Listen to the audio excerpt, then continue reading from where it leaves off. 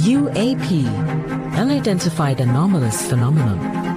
Are they extraterrestrial, interdimensional, time travelers in origin, or are they simply a result of top-secret military projects, false flag alien invasions, PSYOP, drones, or other human-made aircraft?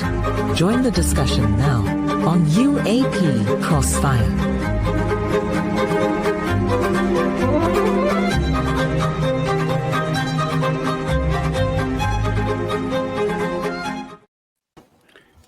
Good evening, everybody, and welcome to UAP Crossfire Show.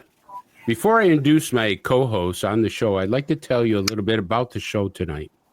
Normally on this show, it's all about four alpha males bantering back and forth about the greatest secret in the universe. Are we alone? The show is about having fun, putting some humor to the show, and trying to entertain you. But tonight, it's going to be a little different. A few days ago, we lost a good friend and a beloved colleague, Earl Grey. Earl was a member of MUFON, the state director for Southern California, and a member of the Experienced Resource Team. But Earl was more than that. He was a teacher, a mentor, and a friend to all of us. Many people who knew Earl as one of the most kindest and thoughtful person you would ever meet. I certainly know that. I know, and I certainly felt that way about him every time I met him. I never heard a bad word come out of his mouth. The first thing when meeting Earl would be that warm smile he always had. And he had it for everyone. When greeting Earl, you know, the first words he always spoke was, "How you doing? How's the family? How's life treating you?" Even though you could see him that he was in terrible pain sometimes. He was using a cane or a walker to get around. And when you asked him how he was doing, he still had that smile and said, "Chris, I'm doing great." Earl had become a ufologist that was admired by many. His story was so unique. His mother was in a career that was somewhat secret. Earl was an abductee. And when talking to another abductee, he showed the compassion that was needed for that. This made Earl so unique and beloved by many. I was very proud to say I knew Earl, and I hope he considered me as much as a friend as I considered him as being one. So tonight, it's all about our friend and comrade, Earl Grey Anderson. Earl, he passed away at 4:04 a.m. on April 27th at St. Joseph's Hospital in Burbank. He was surrounded by his loving wife, adoring children, Melissa, Ivy, and Paul. Although saddened by his death, we're going to celebrate his life and accomplishments here tonight. Many of his friends and colleagues are here with us tonight to talk about Earl. So please join us tonight in the life and friendship and tribute to Earl Grey Anderson. Now, before we start, I want to introduce you to my two wonderful co-hosts at UAP Crossfire. First, there's Don Ecker. Hello, Don. How are you? Good evening, Chris, and this is certainly a sad, sad time. Yeah, it is a very sad time, but we got to give the tribute to Earl. And I know he's looking up down at us right now and saying, you know, guys, put a smile on your face. I'm in a better place and stuff. And Padre, I asked you before the show, I would like you to start this show with a little bit of a prayer toward him, if you would. Be happy to. Let's pray. Our gracious God and Creator, we thank you for the privilege of having known Earl Grey Anderson. We thank you for the light that he brought into our lives. We thank you, Lord, for a life well lived. Lord God, it says in your word that a gentle answer turns away wrath, and Earl taught us how to do that. He had a way of interacting with us that was always gentle, sincere, and had that light of life inside of him, even when he was hurting. Lord God, we thank you for the lessons that we've learned from him, lessons of kindness and patience. And I'm reminded how in your word it says that love covers a multitude of sins, and he certainly was an extremely loving man. Lord God, we have been blessed to share a brief period of time on this speck flying through space with a truly remarkable individual. And we ask, Lord God, that you would wrap your loving arms around his family, hold them close, comfort them in their grief, and bring to mind all the wonderful and good things that their time shared with Earl brought to them. We ask now, Lord God, that as we pay homage to a truly remarkable and dear man, that the words of our mouth and the meditations of our heart will be acceptable to you. We pray this in your holy name. Amen. Amen. Thank you, Dan. Amen. That was very nice and stuff. Well, we're going to start off the show by someone who was very close to Earl. He helped produce Earl's radio show. Now, if people knew, Earl did a KGRA radio show here. It was fantastic. He always praised MUFON on the show. He worked with abductees, and I wanted to bring on Bill Skywatcher first. Now, I'm going to say on behalf of KGRA, all the hosts, and definitely myself, my condolence to his wife, his children, his family. Now, I'm going to get a little emotional. I spoke to him 2 weeks ago, and we were talking about him coming back to do the MUFON Contact Radio show. He was such an upbeat, positive person with so much energy. And I remember doing the show with Sev Tok, the first one, with Earl. And Kathleen Marden, who's on with us tonight, was the guest.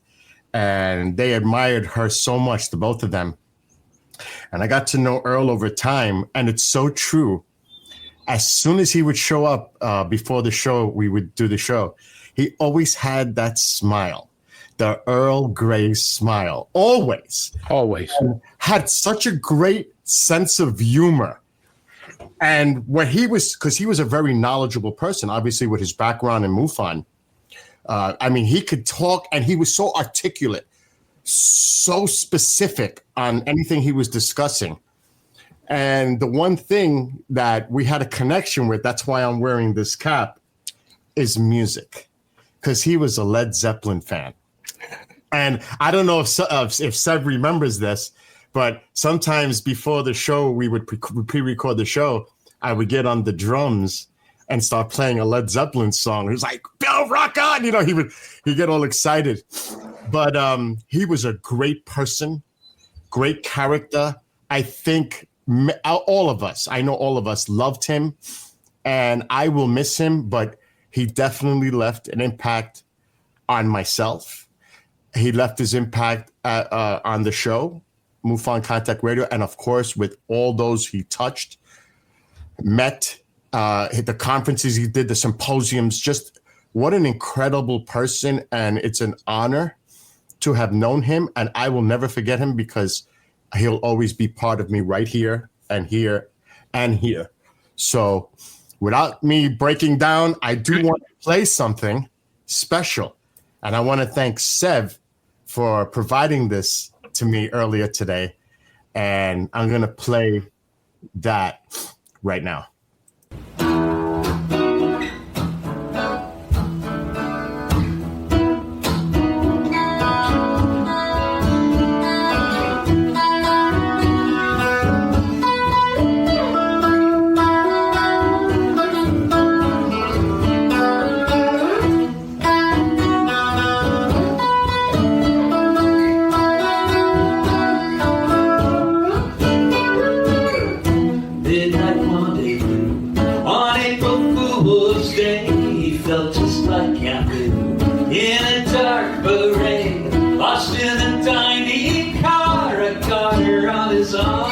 He watched the fields go by through his reflective face.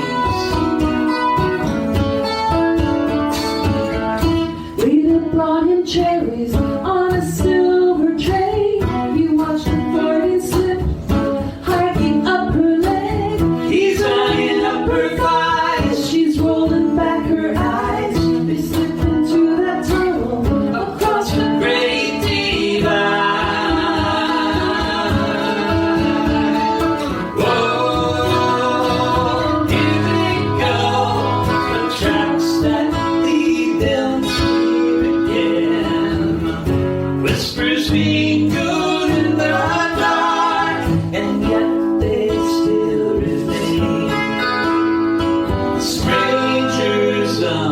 train.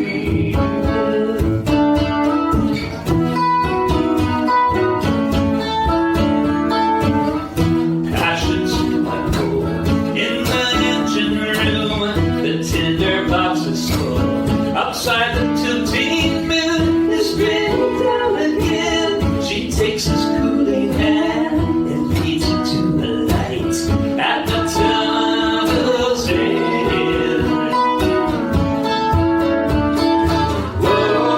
Whoa, here they go, the tracks that lead them here again. Whispers being good in the dark, and yet they still remain strangers on a train.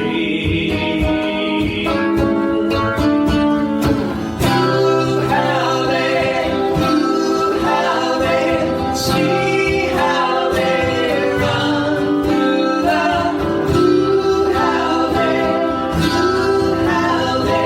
see how they fly through the night.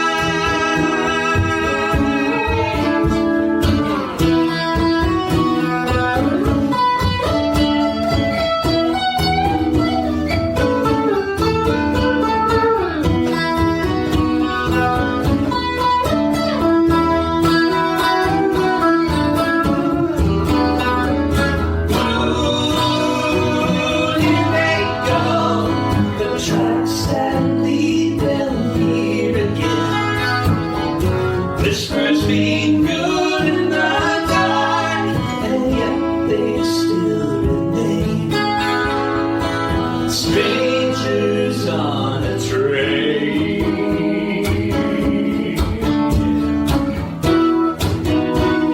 Strangers on a train.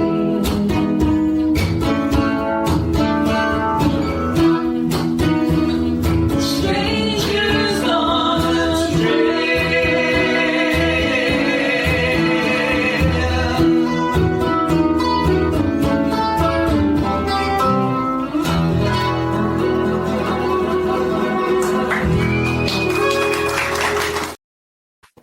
Wow.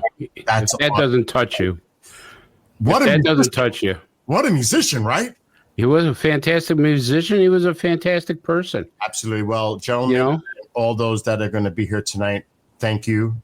And thank you all here, Don, Chris, Dan, for doing this tonight. And for all those in the backstage right now that are going to be on the show. My honor. I love all of you. And thank you for being here tonight to do this. Bill, before we start bringing on some people, I'd like to read some emails from some of the people who couldn't be with us tonight, but wanted to share their tribute to him. Okay. And stuff. The first one here is Earl Grey Anderson, ufologist and human extraordinaire. Earl Grey Anderson was such a kind gentleman, at the same time a powerful force whose mission was always to help others understand the reality of true ufology, abductions, and alien existence in our universe. His priceless gift to everyone lives on through his many videos, interviews, and passionate belief that the truth about UFOs and extraterrestrials should be known to the whole world. Earl was tireless in his quest, and despite serious health and challenges, shared his personal life story, encounters, and reflections, most recently on Coast to Coast AM with George Norrie. Just weeks before his ultimately untimely passing, gone from this earth, but he will never be forgotten. An inspiration, rest in peace, Earl, from Cheryl Jones, independent reporter from Coast to Coast. The next one, his influence on ufology was amazing. He'll be missed. Earl had a natural curiosity and a fascination with what's out there. Signed, George Norrie. And my good friend Earl was a wonderful soul, free-spirited, with a zest for life, which included the great unknown. I am fortunate to have shared his journey. I am fortunate that we called each other friend. There is no greater gift. Signed, Don Schmidt. Wow.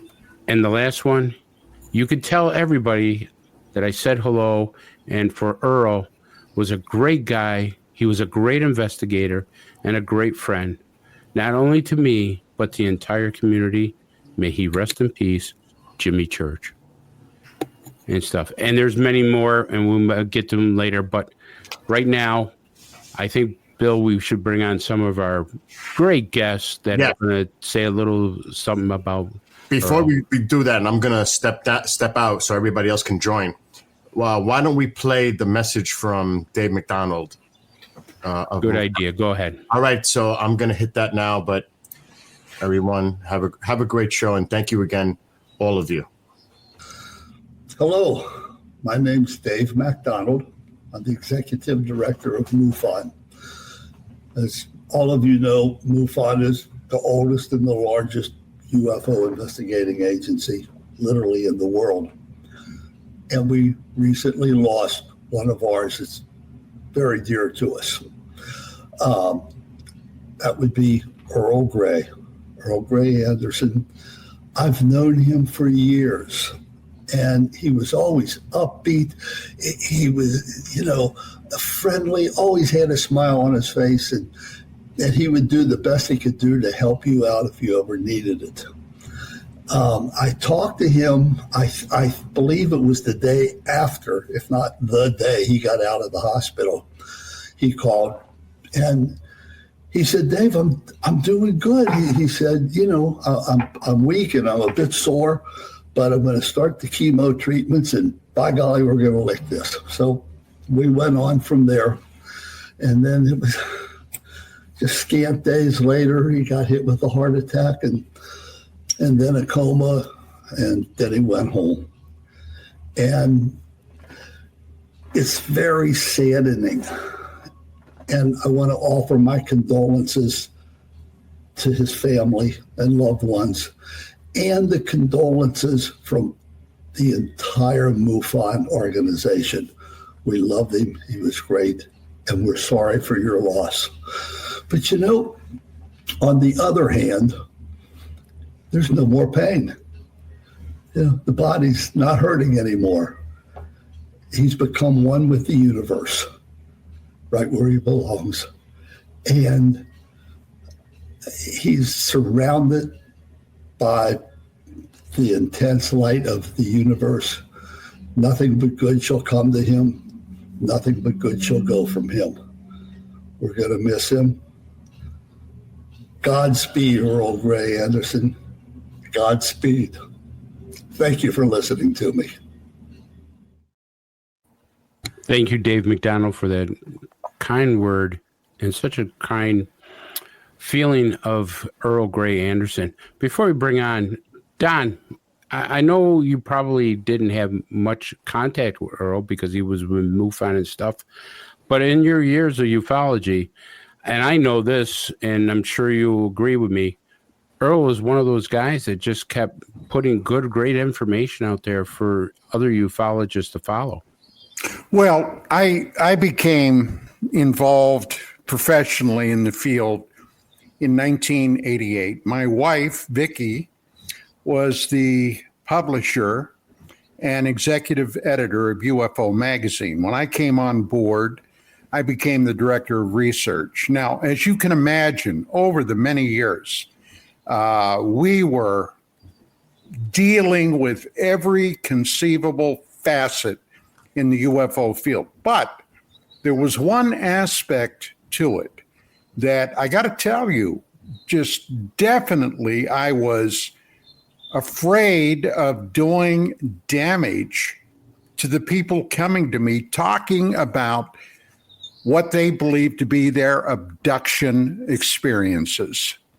Now, I never did I try to involve myself in that research for one simple reason. I was afraid because I was basically very unknowledgeable about that aspect. I mean, I've heard stories and, of course, all those types of things. But what I admired about Earl Grey Anderson, he not only was involved in that as an abductee, but he worked with the people that were, well, believing that they had undergone some type of extraordinary experience. And for that, I admired him greatly, because I'll tell you, I've never once heard one bad word about Earl in any regard. Not one. And I've got to say, I send, and my wife also, send our deepest condolences and thoughts of love and light to his family, his wife and family, his loved ones. Thank you, Don. That was very kind, and you're absolutely right. This is a man that I've never seen frown. Every time you see him, he had that specific smile on his face, and he just light up a room. He'd walk in there, and you knew he was there because he just let everybody see the gentleman in him, and he was just an amazing person. You could have any conversation with him, and he was such a gentleman about anything, whether you debated him or whether you agreed with him or not agree with him. He was one of the kindest souls I'll ever meet on this earth. Padre, first, thank you for that prayer. You're welcome. And Earl, to you. Just, again, like everybody has said, the kindness, not a cross word ever came from his lips. He was always interested in other perspectives, but even if he disagreed with you, he had a way of doing it that wasn't antagonistic. And he was open-minded about different perspectives. He wasn't overly concerned with having to have the last word or be right about everything, but he left you with the impression that he valued you sincerely as a person. Absolutely. And he was one of those people that he listened to you. One of his greatest attributes, as far as I'm concerned, was that when you talked to him, he listened. Mm-hmm. He really sat in time, and you knew he was listening to you. He was absorbing what you were saying. And such a compassion he had for people was unbelievable. It was. But you know what? Let's get some of the people who are really close to Earl up here. And I think Bill's going to bring up Kathleen, Sev, and Katie. Hello. How are our three ladies today? Kathleen, Katie, and Sev, how are you? Sev, you're on mute, by the way. Well, are you okay, Katie? I know. I'm about ready. I should have had a box, but I only had one. But I'm just absorbing and agreeing with everything the three of you and Bill and everybody has to say about Earl. And thank you so much for. I got mine right here. I'm telling you, this was such a passing of a man that we all admired, and everybody who Earl touched went away with a great feeling. And Katie, you did some work with Earl. Would you share that with us? Yeah. First of all, my deepest condolences to his wife, Lisa, and his family. He is just a pure light on this earth. And I'll tell you, I can't remember who said it. I think it was Bill that said he lives here, and he lives here. And that's where he'll live for me as well, because he just was this smile, this light, this love. And in this world, the way it is right now, we need people like that on this earth more than ever. And so I feel him, and I'm already getting little messages. So we had a synchronicity beyond chance, and he was so proud. And I actually sent some pictures, and I wanted to share them if that's okay, yeah, Bill. Bill, can you bring those up, please? Yeah, of Earl and his mother. And so we were up on a panel, and he was telling us about the work his mother did with Howard Hughes. And I'm on the other end of the panel. There's little Earl. And he would talk about being up on his, talking with the sky beings up there in the sky. And he had a connection to ETs since he was a little guy. And there's his mother. But his mother worked for Howard Hughes. And really? His mother worked for Howard Hughes. And at the time, I was working with Jeff McBurney from Mount Wilson Ranch and his partner Nick Knack, and we were talking about what's underground there, and they're digging things up from underground at Mount Wilson. And Earl is talking about his mom going underground in this elevator, and I'm like, ooh, I know where this is, probably Mount Wilson. So we started working together, talking about the possibility of this, this is the location where his mother worked. There's Earl and his mom. So yeah, we had more work to do. And I talked to him just right before there we are, way back when I met him with MUFON. I want to say this about MUFON. many of you here have been in the MUFON State Director Board meetings. And Earl was always such a great smile and just this level-headed voice of happiness and reason, because sometimes those would get a little heated.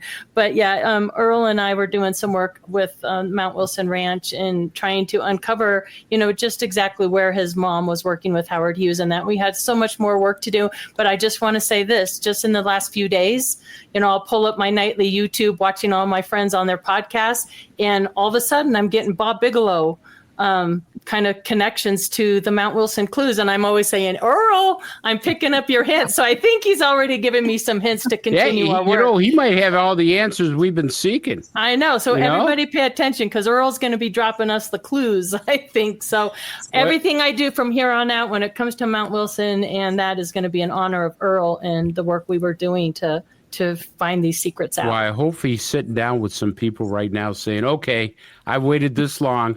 What are the answers that I need and stuff? And Kathleen, it's so nice to see you again. Nice to see you too. It's such a pleasure to have you here. Thank Kathleen, you were very close to Earl, because as you being an experiencer yourself, you must have shared your thoughts and feelings about having the abductee experience, that type of thing. Tell us about that. Yeah, absolutely. I met Earl several years ago. I think maybe around 2015 or 16. Possibly it was out in California in Pasadena at an alien con, Ancient Aliens conference.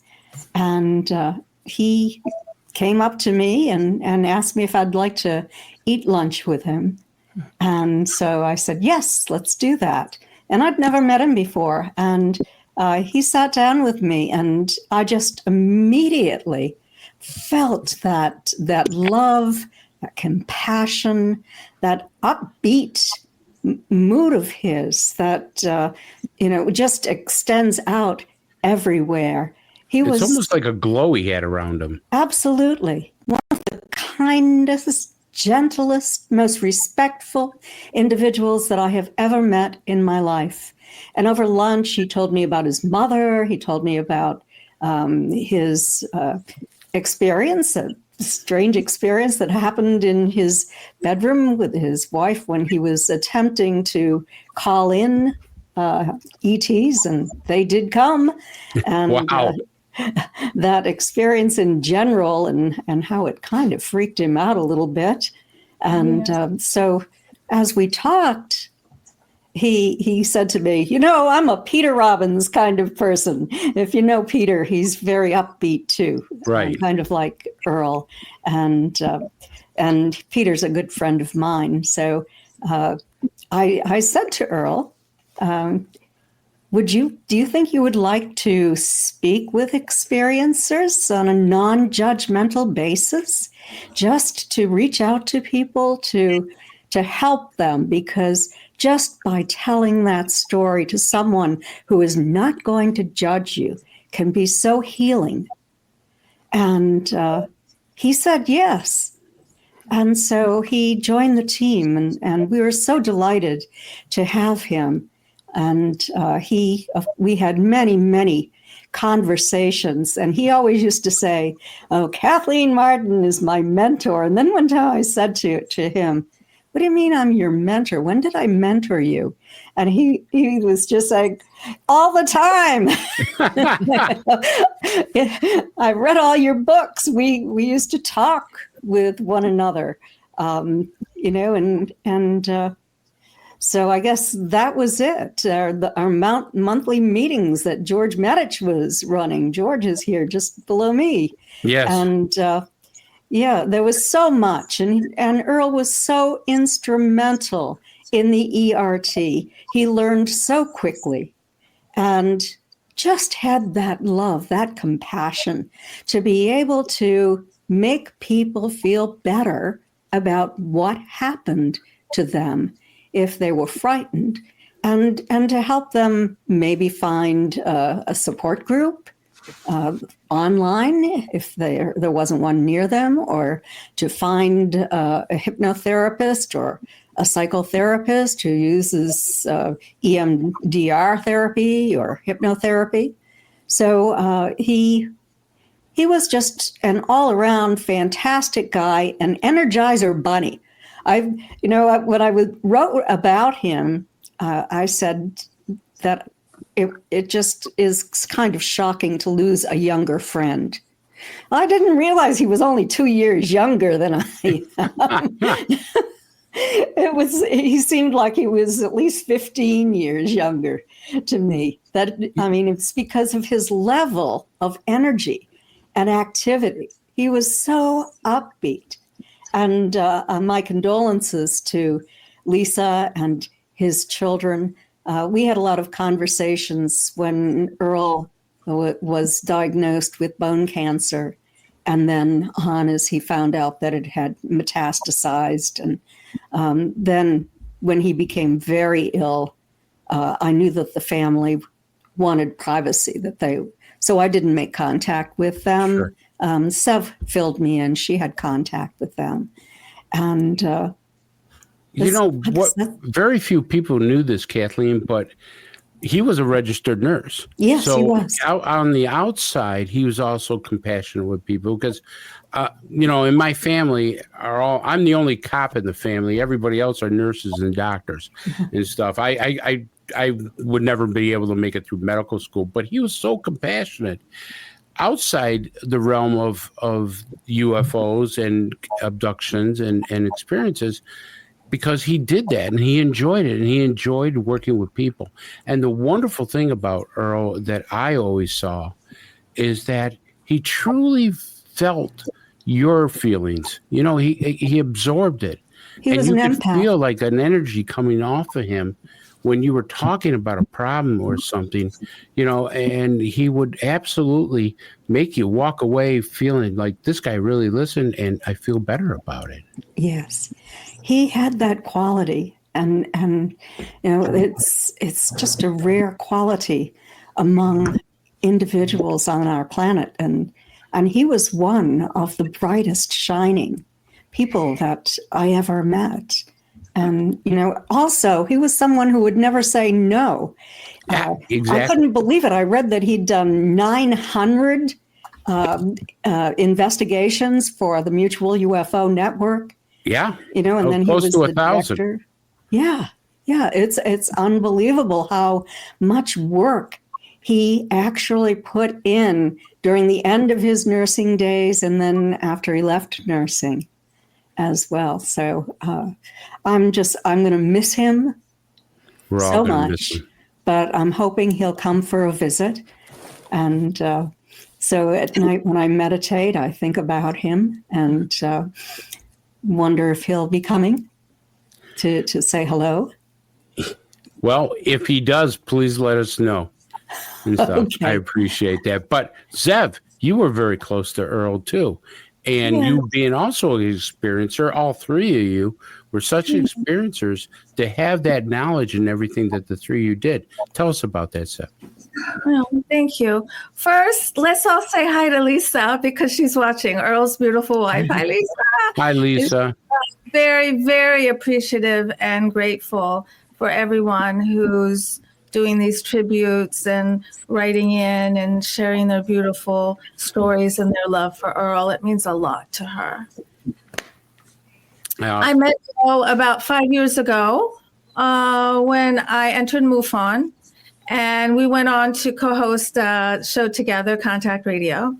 And then when I left MUFON, we're still like this, still very, very tight, and we're in constant contact. And Earl was one of those people, you always have to have someone in your career that you can go to and ask things and say things that you can't to anybody else. Sure. So Earl was one of those people for me. And before he went into the hospital, we spoke, and he said to me, he said, Sev, I'm not ready right now to go right when this whole UFO thing is exploding. Like, not now. So it feels cruel, doesn't it? Even though we all have this higher perspective of what life is and life continues and his particular karma and what we're experiencing here as these bodies, it still feels cruel. But from the higher scheme of things, really, is anything cruel? It's just that the void he's left. And I was thinking to myself, man, it hurts so much. Like, it hurts so much. Where is this pain? Where is it coming from?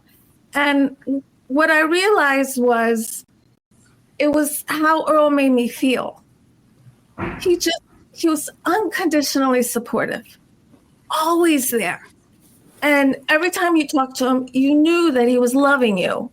Yeah. And when someone like that who gives that to you is gone, you feel the void. I mean, it feels missing. It's like, oh, who else is going to give that to me now? Like, it's such a wonderful feeling. It's the best gift. The best gift. And one of the best times I ever had with Earl was with Paul Hynek. And it was just last year. We were in LA. I was there to do Ancient Aliens, and we went out to dinner. It was Jimmy Church, Earl, me, and Paul Hynek. I think you have a picture of that. Bill, could you pull that picture up? And then afterwards, there we go. Yeah, it was so much fun. Yes, look. Aw. And there's that smile. Where have you not seen that wonderful smile of his? Oh, there's Paul. Yeah. So and there's Paul right now. Paul, you're on mute. There you go. Paul has a pet named JJ. So I think I took one of Earl's most favorite pictures. I took a picture of Paul taking a picture of Earl standing in front of a picture of his dad. It's a painting in Paul's house. And I know we have that picture too.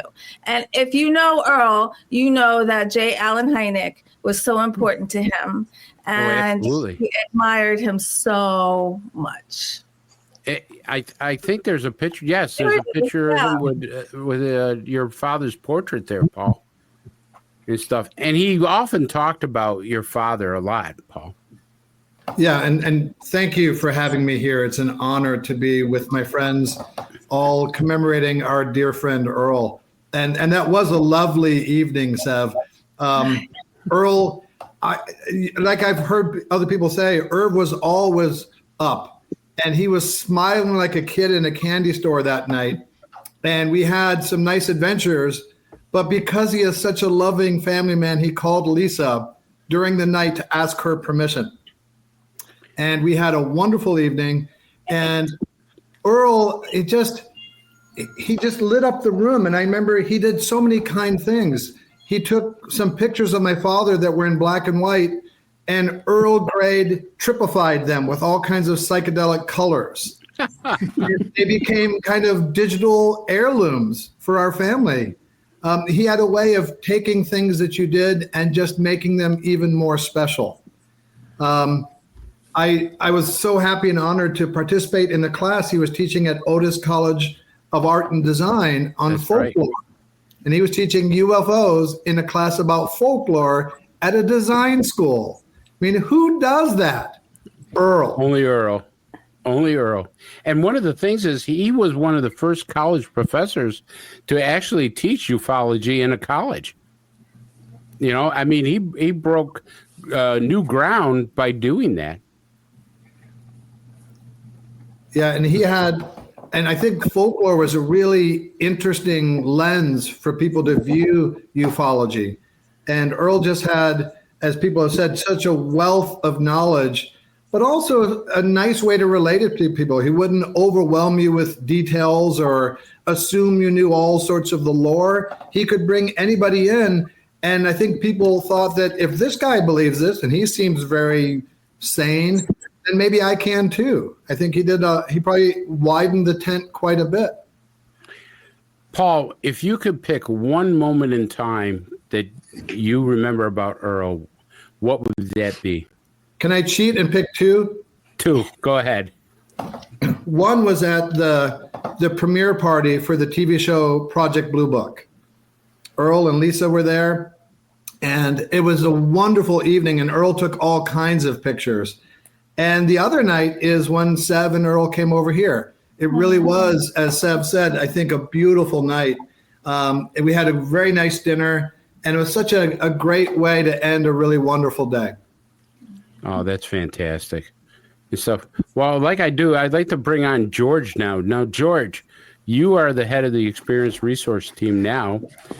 You and Earl were very close also. And tell us about your experience with Earl. Yeah, I met Earl probably right when he joined the ERT. I was kind of just passing out the experiencer questionnaires then, but I remember the first time I ever talked to this guy, and I knew within 5 minutes we were friends for life. I mean, he just gave you that vibe, Sure. This is a really good person, that he was honest, and he seemed happy. And it's kind of unusual nowadays to run across people like that, but he was one. And we hit it off right away. And he's helped me a tremendous amount with what I have to do here with ERT, because he had that insight to know what the problem was and how to fix it. And that you find somebody like that you're working with, you can rely on them. And I'm really going to miss him. I'll tell you that.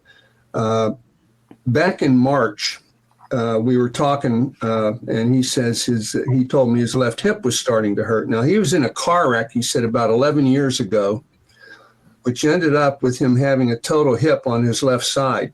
Right. And he said a couple months ago it started to hurt a little bit. So, I said, Earl, I said, you have to go get this looked at. It's probably loose now. You've had it 11 years, and there's a good chance it's getting loose. So I kind of prodded him a little bit, not that I was kind of afraid to go in and have it done. I said, but you got to face this. You got to go find out what's causing this. And then I got the phone call after he had the MRI scan, and it was not good news. I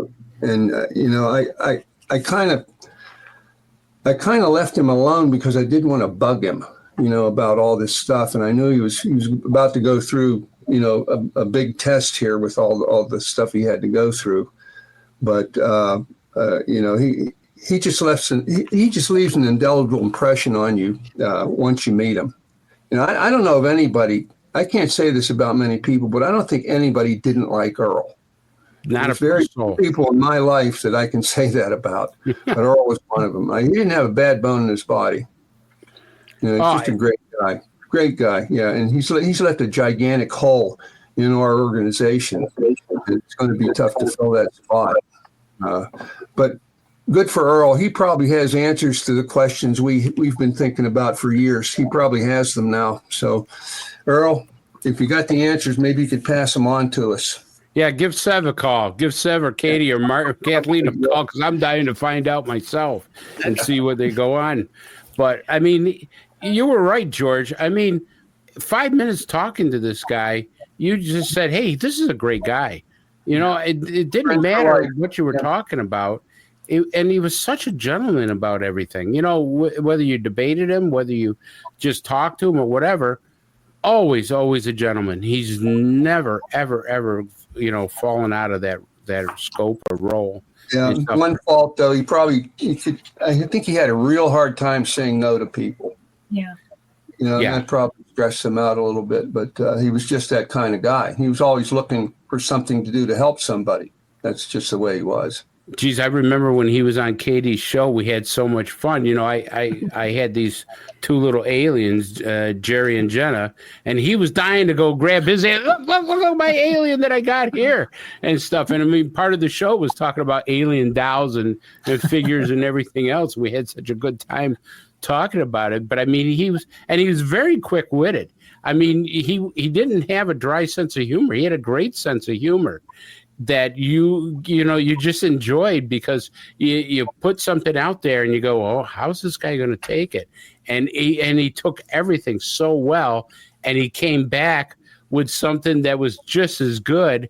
And you kind of said, okay, let's go on to the next step. And he'd meet you there. And it's kind of like you're having fun with this guy. It's not just an interview. You're having fun with him. And I'm going to have Don and Dan now come in and talk to you. Don, I'm going to start with you. And if you would, any questions that you want to ask these people about Earl? Questions, no, but I do want to say that I feel a great hole in the research community with the passing of Earl. This is something that, in my lifetime, I've gone through this many times. One of the most recent, and I don't know if you knew him or not, but Richard Saraday, who was one of my closest, dearest friends, passed dealing with cancer several years ago. And man, I'll tell you, I was hoping I would never have to go through that again, but I guess these things happen. And once again, my wife and I send our deepest condolences to Earl's family. Padre. As a pastor, I deal with funerals and grief a lot, and I find that something that helps in the healing process is to laugh a little. And I'm wondering if any of the panelists tonight might be willing to share a particularly amusing story that they can share with us about Earl, something that just really brought a smile to your lips and maybe a good chuckle. Let's start with Katie on that. Well, I was just thinking, reminiscing back to the different podcasts and shows we had on, and like Chris says, it was always a good time and a lot of fun. But then the conversation would continue on Messenger or through emails about music. And he was such a great musician and artist. And, he'd talk about fun concerts and Led Zeppelin and the Grateful Dead and people he got to see and things he wrote, and would send music. And so much smile and laughter and connection that we all made around his talent and his love of music and the arts. So that's just kind of a well-rounded. And so every time I'd, see him come in, you always see Earl coming with that Earl smile. And it was just this bubble of love and connection and music and fun and light. So, we had a great time with him on the podcast. I mean, it was just and he was so knowledgeable about things. You could throw a question out there and he wouldn't hesitate answering it. He said, here's the deal with this. And he'd go into it, and he was so thorough about stuff. It was amazing that he was able to absorb all this. I mean, hell, I can't remember what I had for lunch yesterday. And Earl could go back years and say, well, this happened back in 1970 or 1980 or whatever. And he was right on the money. And I'm going to ask you now, Kathleen, is there any particular story that you want to share with us about Earl that, you always cherish that memory? Well, the thing I cherish most recently was when I was out in California. I think it was last November to do a television production, and the interview ended sooner than it was supposed to. We just got it finished, and then I had the afternoon to myself, and I started thinking, well, what am I going to do for the afternoon? And then I thought, first thing, Earl. I'll call Earl and I'll take him out to lunch if he wants to. And so before I knew it, he was up at my hotel picking me up. And I wanted him to choose the restaurant because I had no idea about anything in California, so far away from where I live. And so he took me to one of his favorite places, which was kind of a dive bar. And we sat outside. There was a little patio out in front of it.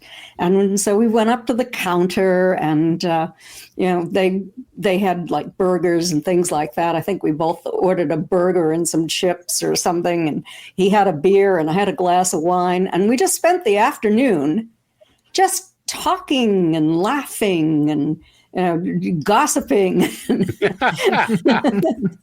that kind of thing. Just, the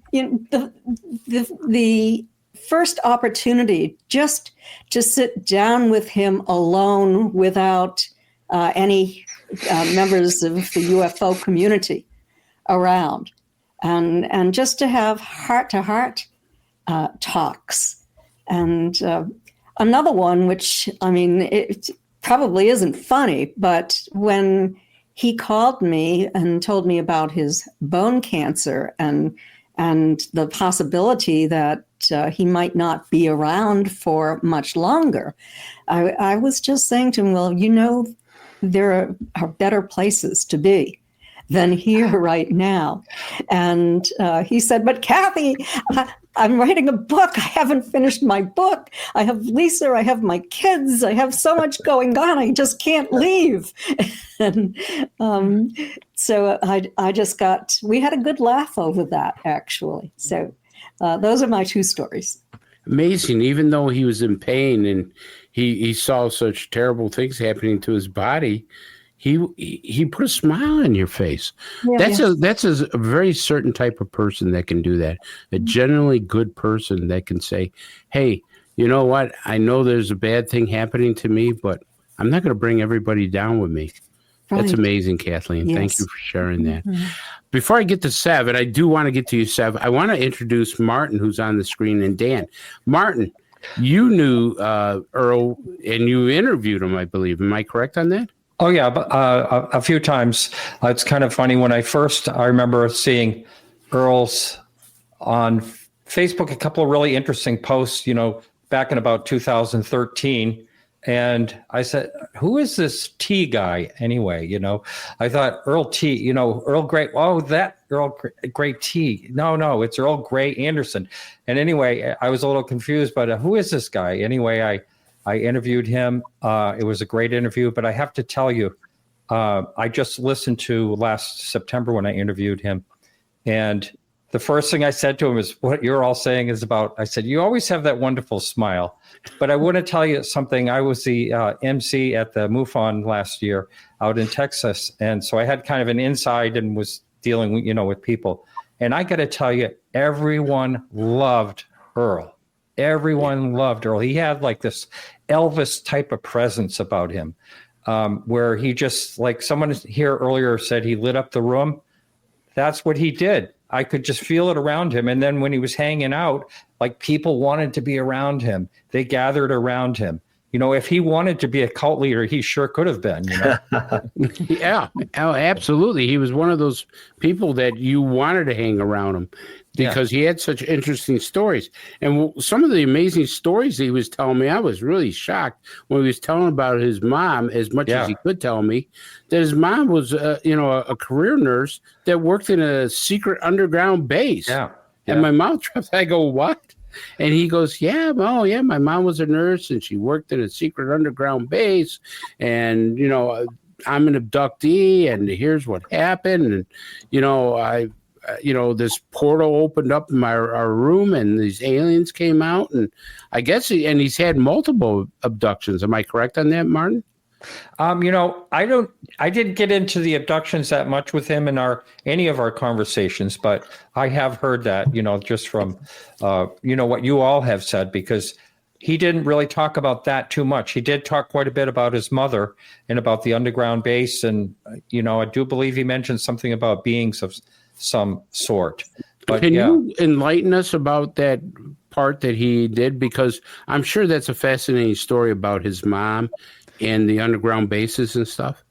Yeah, I mean, I would have to almost refresh exactly the conversation, but I do remember him saying something about this is very deep underground, which just sounds like a really, mysterious place.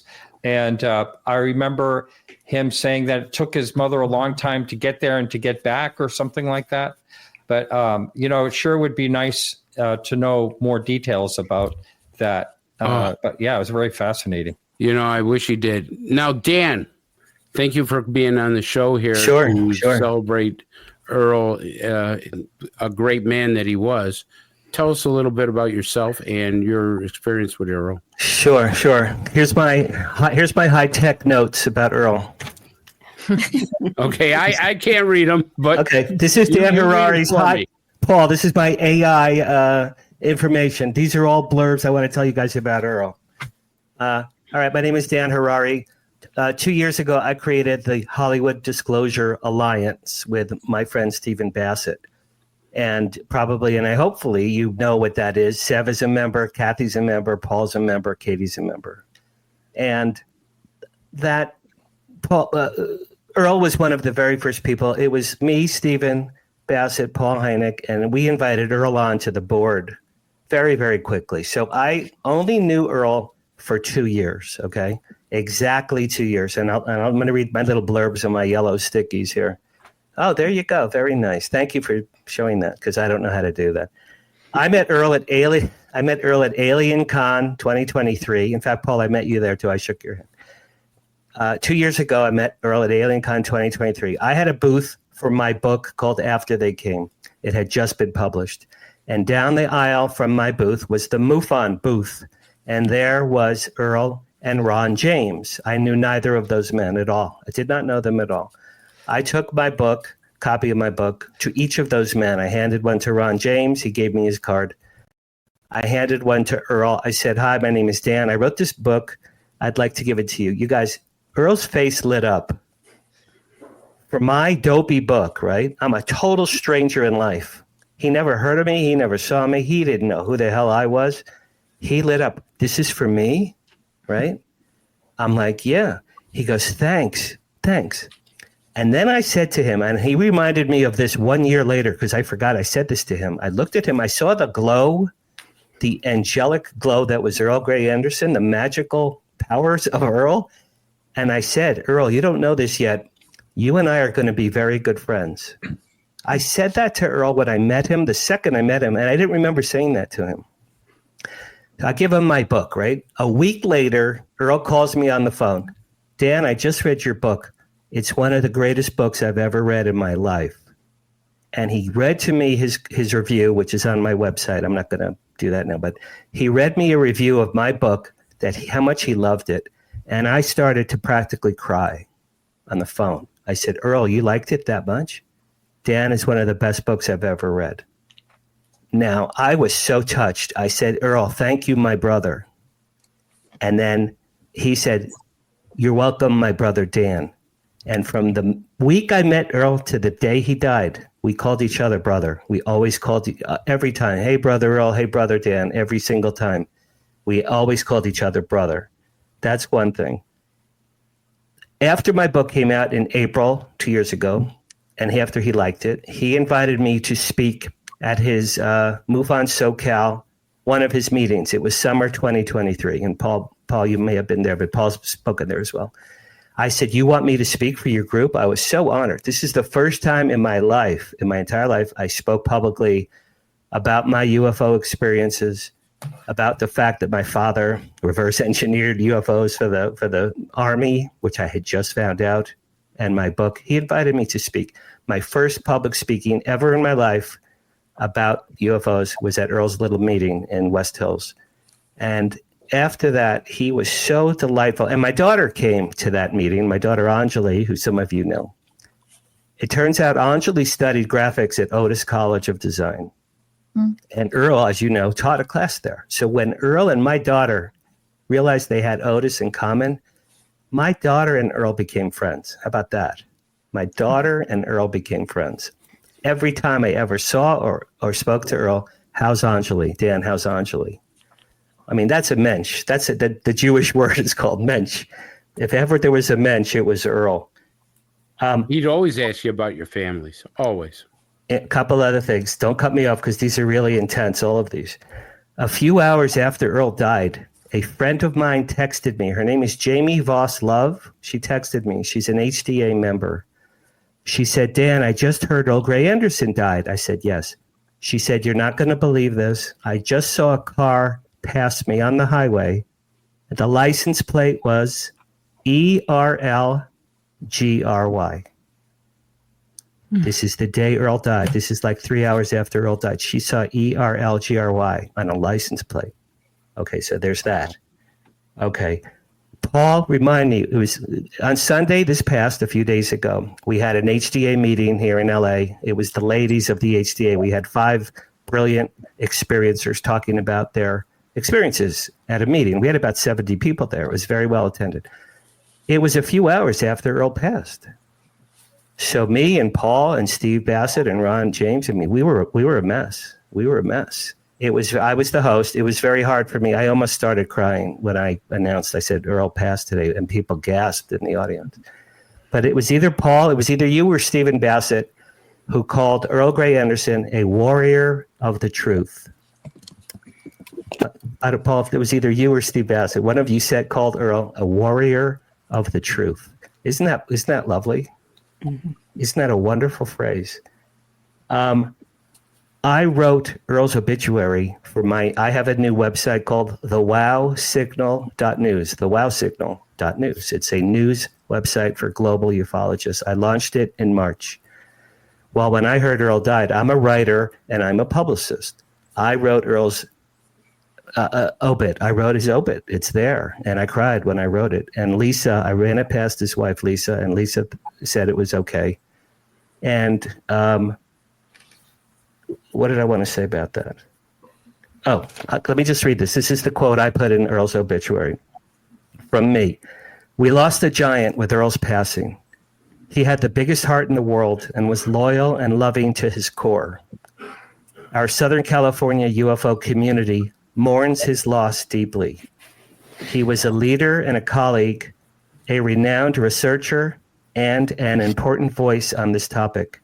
But most importantly, to countless dozens of us here in LA and across the USA, he was a true friend. He was a true friend. Earl Grey Anderson was a true friend. The last thing I want to say is, on June 2nd at Contact in the Desert, I will be presenting the world premiere of a new documentary produced by the Hollywood Disclosure Alliance. It's called Inside Hollywood, Aliens, UFOs, and the Quest for Disclosure. Earl Grey Anderson's very last ever video interview, March 2nd, is going to be in my documentary. He got sick shortly. In fact, he called me when he got sick. He called all of you. He called me as well. It'll be, we're dedicating the film in his honor. It's his last ever interview. I think that's everything I wanted to say.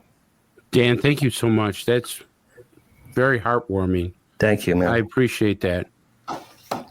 And the Hollywood, right? That's exactly the right. Hollywood Disclosure Alliance presents world premiere on June 2nd of new documentary Inside Hollywood, Aliens, UFOs, and the Quest for Disclosure during the Contact in the Desert 2025. Now, when I posted that story, you guys, it's before Earl passed. Okay, so Earl's last ever interview, and we're dedicating the whole film to his memory. Well, and Paul and I dedicated the event, HDA event Sunday. Mm-hmm. That we dedicated the event to Earl's memory. And Paul, I love Paul like a brother. Paul, man, you gave such a lovely eulogy to Earl on Sunday. I almost lost it when you were speaking. I had to stop. Tried to not cry because I had to run a whole program. But Paul and I sat next to each other that day. And Paul, if you and I ever bonded, man, it was Sunday thinking about Earl. Thank you, Dan. Sure. Folks, we're going to take a short break, and they're going to play us a song that Earl enjoyed during the break. And please, all of you stay on, because there's so many more questions I want to ask you about Earl.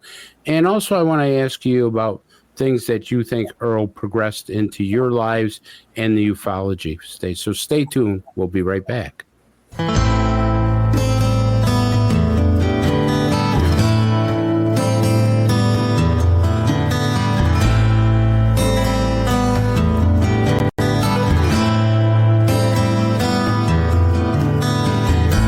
My mama was a teen, growing up in Muscatine, Iowa.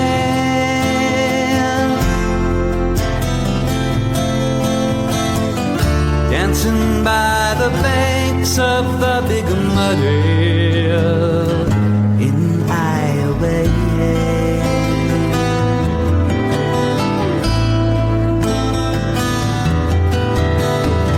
Papa was a broom man, he'd craft the finest brooms by hand, scything down the reeds, meeting all our needs.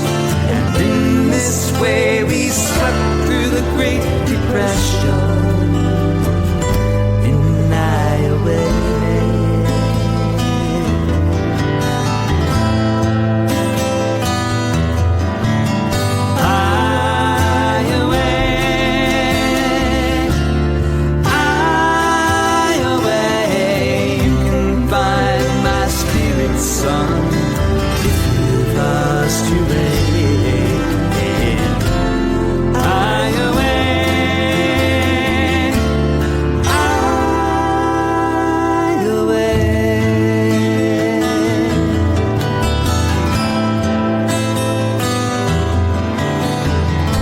In the summers we were scorched, but we had a screened-in porch, fireflies in the air.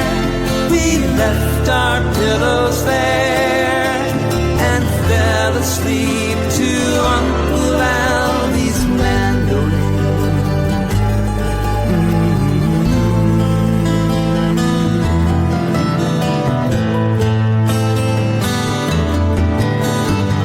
One night I heard a buzz. I ran outside to find the fuss.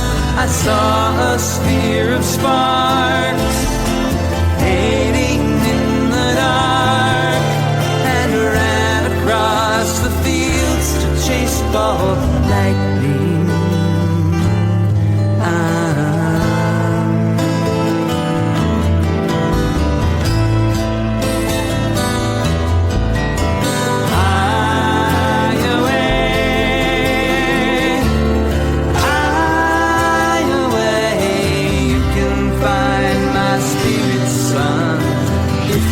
Lost your way. High away, high away.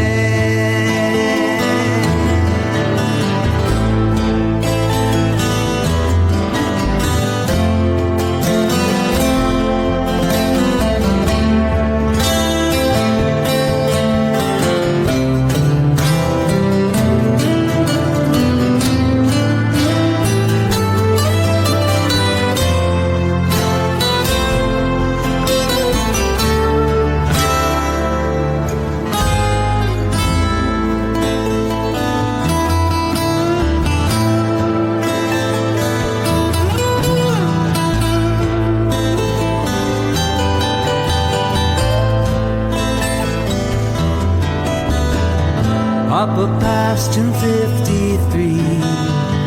Mama gave his name to me. I never met the man. Some say I have his hands.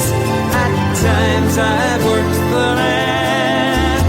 So right here where I stand, in a way, it's high away.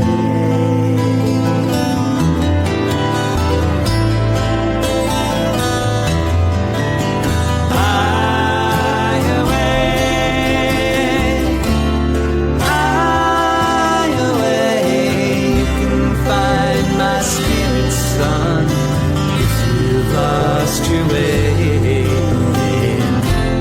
High away,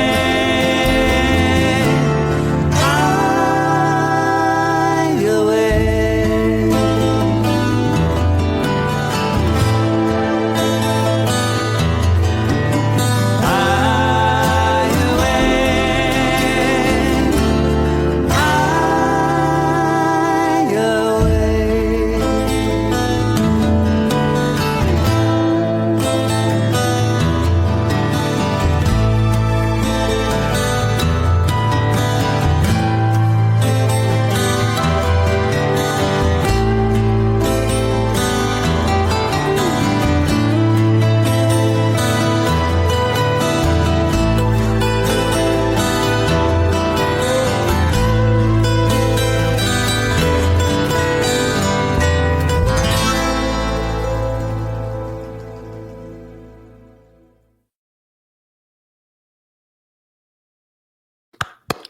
Boy. Very good. That was wow. Beautiful. Wow. Thank you. We are back, and I want to start with Sev. Sev, if there's one point, I mean, we've all talked about how great Earl was, and he was a fantastic guy. But if there's one thing that you can point out, like Dan was asking, that you put a smile on your face with Earl.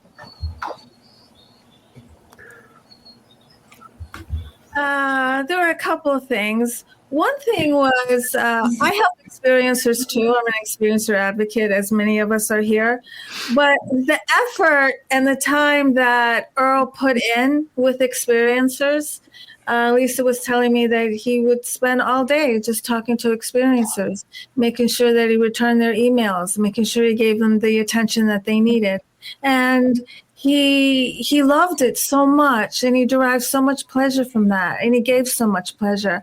But he was such a fantastic experiencer advocate. He loved doing it so much, and he gave unselfishly over and over.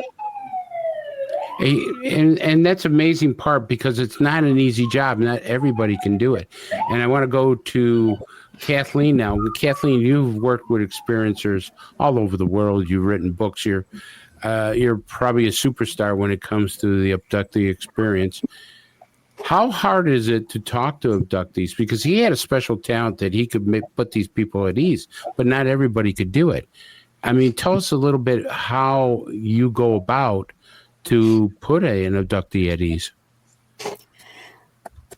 I think that you just have to set the kind of tone that you're kind and gentle. And a lot of people say, you're going to think that I'm insane, or something like that. And just saying, I have no reason to think that. I'm not here to judge you. I've talked to many, probably thousands of experiencers over the years from the time I was 13 on. And you have to have that gift of compassion that people can feel. They Not can everybody feel it can do in that. your voice, that you're not there to interrogate them. You're not there to investigate their case.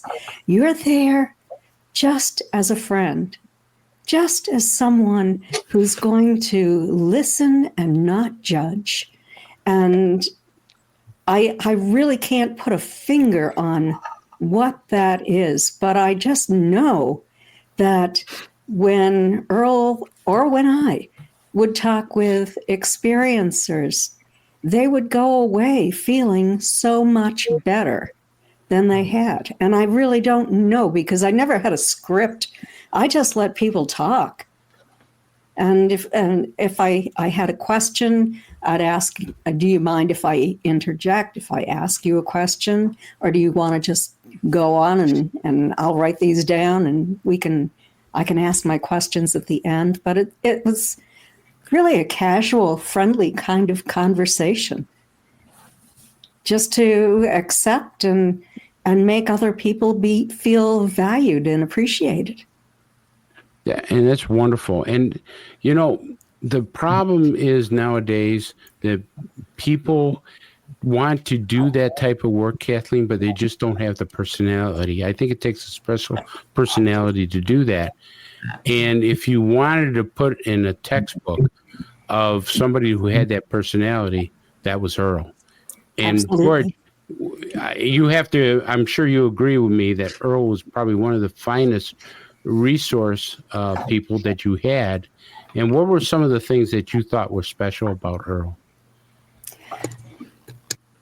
Well, Earl would call me, and I can't talk about the things that he was telling me because they were confidential. Of course. But he was receiving information, just really deep information and understanding of what most people don't know about ET contact and people who communicate with these non-humans.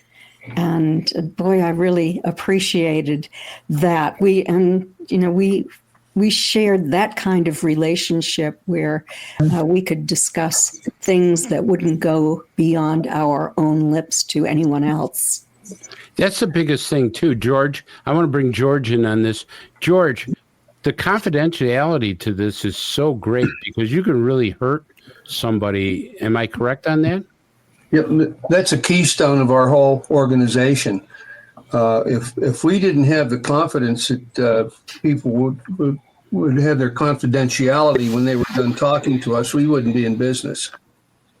That's one of the first things we get across to people we talk to is what you say to us will not go any further. And no one else will know this but you and I. And I think that's one of the things that puts people at ease also. And one of the other things I found in talking to experiencers is that sometimes I'll tell them, you're probably going to tell me something that I've heard before. You know, and they kind of stop for a while. I'm not sure what he meant by that, but pretty much you hear so many of these things, and it gets repetitive after a while. A lot of the incidents are very similar. But I'll give you a quick anecdote about Earl. 2 years ago at the experiencer session, we have in early morning, we have an experiencer session open up to experiencers who just want to come and talk in a kind of an open forum atmosphere. And so Earl starts the experiencer session off, and it's like 7:15 in the morning. Everybody's still half asleep. So Earl starts talking, and the idea is to give the experiencers all the time so they can talk and get their stuff out. Well, 20 minutes later, I had to walk up behind Earl and I had to say, "Stop talking." That's so true. You're burning into their time, Earl. Stop. So he did. We used to laugh about that. Boy. George, he did a fantastic presentation at one of the MUFON symposiums. I was so impressed with his thing. And this year, I'm actually running the training. And I wish Earl was around to do that because he could teach people so much. He was a world of knowledge when it comes to the experiencer, phenomenon. And to have him go up there on stage as he did the one time I saw him, he knocked it out of the park. He was just amazing to talk like that. And I'll tell you, your organization that you run, George, Kathleen was very pivotal in starting it. Sev is now part of it. And, you're now at the captain's chair. You do a great job because people need that. A lot of people still don't understand the experiencer type of situation. And you need more people like Earl to be able to sit, be compassionate, and talk to those people. Earl had the credentials that you need to do the work that we do. And he was very good at it because he could relate to people, which is a very key element of what we do. He could gain people's confidence really quickly. Yeah, absolutely. And Paul, I would have loved to have seen your father and Earl sit down and have a chat. Wouldn't that be great to be a fly on the wall to hear that one? I got to tell you, that would have been an amazing lecture and talk.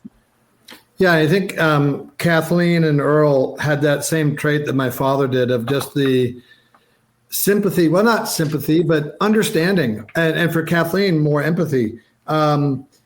Just to, my father was a rocket scientist. He wasn't trained in the soft arts of talking to people. And he had to learn how to do that right away. And Earl had that in spades. And Earl and I bonded very quickly and have that in common with Dan as well about having a parent doing secret work. And I'll add Kathleen to that club by virtue of her aunt, who perhaps unwillingly joined that kind of secret work. But Earl was just such a kindly person that he was always happy, and he would make you feel comfortable that he understood what you're going through because he was an experienced experiencer himself. And but above all, Earl was my friend. He didn't only talk about UFOs. He had a lot of interests. He was a passionate, fun, considerate guy, and we're all better off for having had him in our lives. I have a story about your father, if you don't mind if I can share it. Is that okay with you, Paul? Sure. I just have to tell you this because it kind of shows the person that's needed, why you need more people like Earl, is that when I was a uniformed police officer at the time, we would get UFO calls. I started with the city of Ithaca, New York.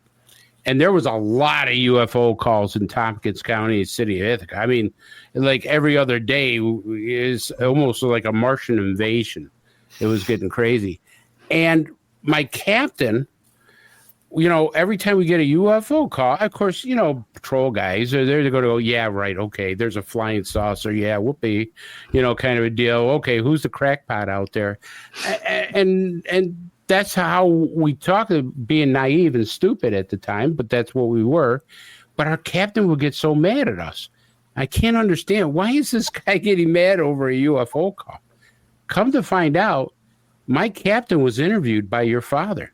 He had an exciting and impossible experience in Newfield, New York, and there was objects that he came very close to.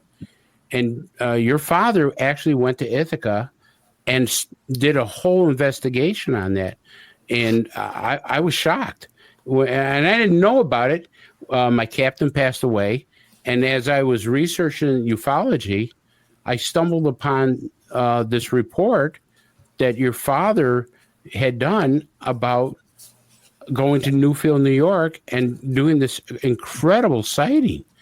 And I kind of think, I say, oh my God, this is why he got so mad at me and other guys for not taking this seriously, in those days. Of course, we were talking about the 80s and stuff of that nature. So, I mean, it was just amazing to see that.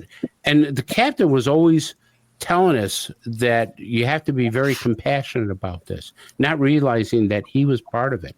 And so I just wanted to share that story with you, Paul, because your father was a great man. Thank you. I'll see your story about my father with a story about my brother, Joel. Sev and Earl met Joel at a Hollywood Disclosure event. And Sev cajoled my fairly shy brother, Joel, into appearing with me on her and Earl's show. And Joel is a brilliant engineer, but a little bit shy. And I've been trying to coax him in more into public role in the UFO world. And right before the 2-hour show, Sev, I don't know if you know this, I said, Joel, I'm hardly going to answer any questions. It's all you. And he looks at me and says, no, Paulie, no. Okay, we're on. And I didn't answer many questions. I don't even remember that, Sev, but once he gets in his groove, he shines. And it was because you were able to convince him to appear, Sev, and he had a really good time. Oh, thank you for telling me that. I didn't know that. And he was a great radio host. People think doing radio is easy, and it's not. I mean, I started this about 5 years, and Martin can probably tell you he's been in it much longer than I have. And Katie, of course, does a great podcast, and we work together on another podcast. But I mean, how many times, Katie, we used to say, who are we going to get as a guest? What are we going to do for this next show? What are we going to add? And I go, I don't know, but Earl had some amazing guests. He was a great interviewer, and he did a fantastic podcast. And it was like, hey, this guy's really good. I should start listening to him. Maybe I can get some tips from him and stuff. And I was going, Martin, have you ever heard his podcast at all, what he did? I did, yes. And he invited me on. It just never happened, unfortunately. Oh, that's too bad. Yeah, while I'm talking, if you don't mind. No, go. Okay, I just wanted to say that Greg Bishop really wanted to be on tonight because Earl meant a lot to him. And he had something planned. He couldn't make it tonight. So I just thought I'd say that. Also, that I'm really happy to see that Earl's family's here watching. Mm-hmm. I mean, isn't that wonderful? Really? I mean, his daughters and his son, Paul, and Lisa, it's just wonderful. And I'm really, really sorry for your loss. It must be monumental. And I'd like to say something to the family, too. Though that Earl and I lived on different coasts, he was on the West Coast, and I was on the East Coast. Anytime we talked, your father was so gracious. And I have to tell you, I think because talking to him, I took this ufology more seriously. Because not only was he a person to talk to, but he was a teacher. And being a student, and still am a student of ufology, it was just a wonderful thing to be able to talk to your father and say, hey, what about this? Or what about that? And he would always have an answer for me, and he would always take my questions. And it was just a great feeling knowing that if I had a question or I had something I was stuck on, I could call Earl Grey Anderson and get an answer. So I want to just say to the family, first of all, my condolences. I'm very sorry for your loss. I know he's in peace. I hope that he sends Sev a message so we can all be happy about that and stuff. But I also want to say to the family that we're very sorry for your loss, all of us here, that your father was one of the finest men that ever walked the face of the earth, and God bless him. And I'll tell you, I mean that sincerely and stuff. And Dan, I think you wanted to say something. Okay. I'd love to say something. First of all, I got to get a tissue. Oh, you should see me with the tissues. You should see over here what's going on over here. I never had the honor to see Earl perform with a guitar and sing. I knew he was a musician. I'm a drummer.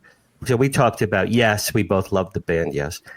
But that song, you guys, when you played that song, it's one of the most beautiful songs I've ever heard. And that killed me just now. Aww. You see, it was so incredibly beautiful. I'm going to put that on the Wow Signal next week, and I'm going to sing for my brother Earl. And I'll put a link to that song up there. But I did want to say something if I could stop crying. Last year at Contact in the Desert, I hosted an HDA panel at Contact in the Desert. Paul was on the panel. Katie was on the panel. I was the moderator. Earl was on the panel. And everyone spoke about different topics. And I said, Earl, you got to tell the story about what happened when you were a little kid at school. And that has not yet come up tonight. That's why I'm bringing it up now. When Earl was, Paul, you'll fact check me on this. I think when Earl was about 5, he's eating breakfast with his mother. His mother worked for, as we know, the Howard Hughes, the man, not Howard Hughes, the man Howard Hughes, the actual man. I didn't know that.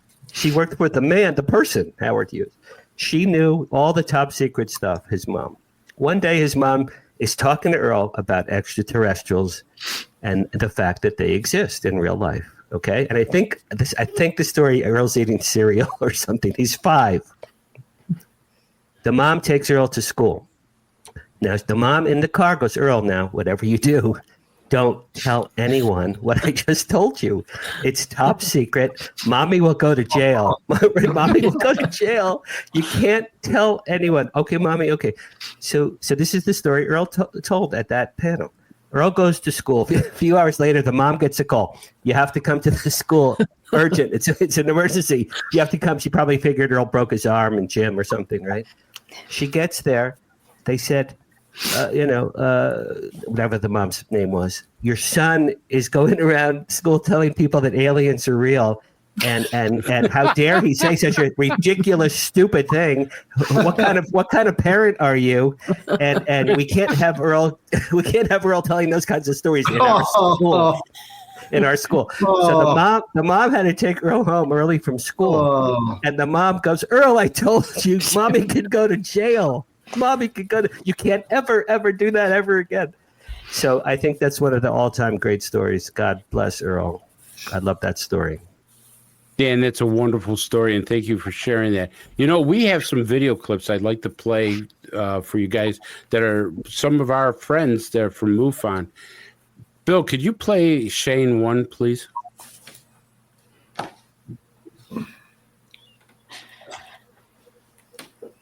No,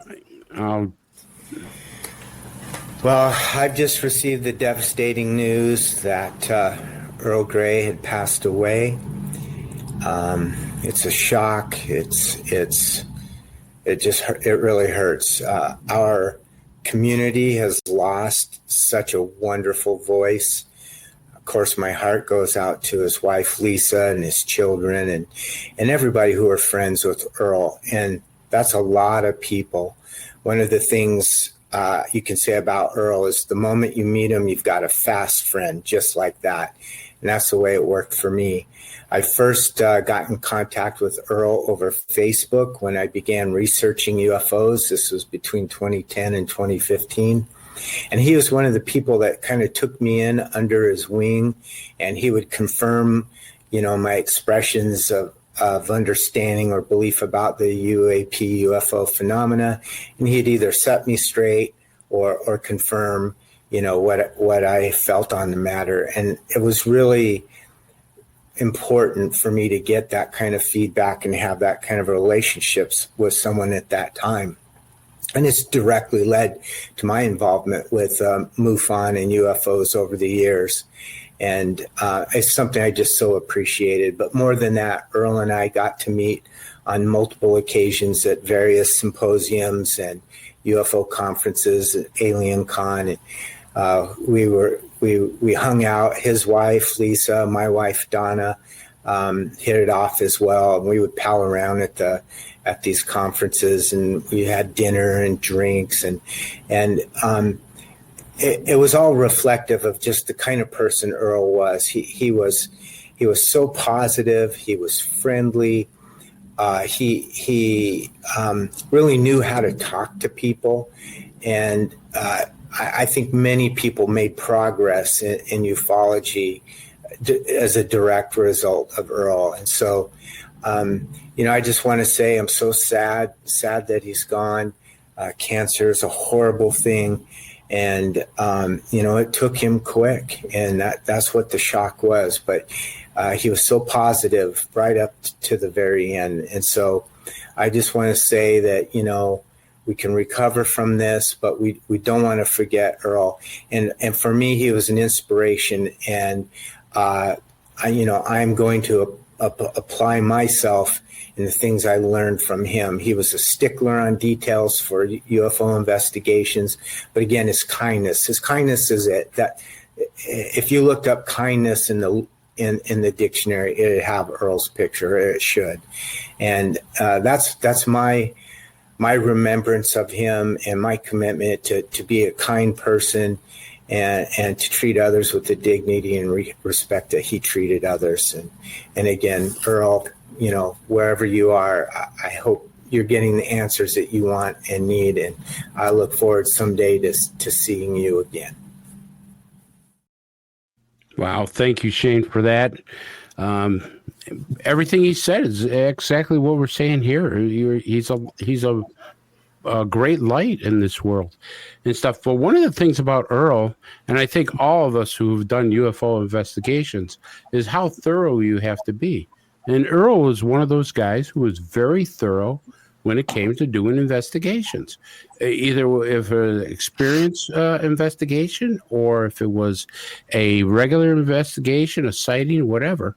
But he was a stickler on making sure it was done right. And if you didn't know, he was happy to help you. Like George said before, he never said no to you.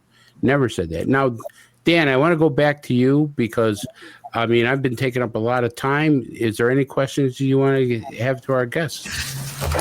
I'd like to know if anyone knows how Earl got into ufology. I know that he had an experience, but I've never heard his backstory that caused him to become so active in assisting people. Anybody know? Who do you want to start with, Dan? You told me, but I forgot. George, how about you? Me? Well, Earl just appeared one day. That's all I know. Earl was an alien. That's just like an alien, right? Came through a portal. Earl was an alien. George, I want to join. Yeah, I have no idea. I have no idea what got him interested in it. Probably just his background, but he never sat down and explained it to me. Huh. I don't know if he ever did to anybody. Yeah, I remember Earl telling me that he had a connection to the beings since he was a little boy. And then, of course, the experience we just talked about with his mother working for Howard Hughes in the mysterious underground base, and his ET contact and experiences throughout his life. And so just like many of us in the field, I think that hooked him from a really early age. Wouldn't you guys agree, Kathleen and Sev? That's how I know it. Mm-hmm.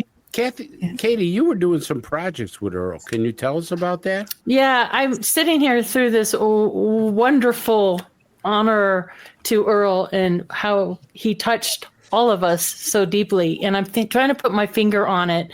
And I can say that I will keep Earl with me because in this world where everybody has like a 2-second attention, there's two men in this field of ufology. And with all the infighting and the grifting and all this that goes on all the time, there's two men that I will hold with me every single day moving forward. And that includes the project I was working on with Earl.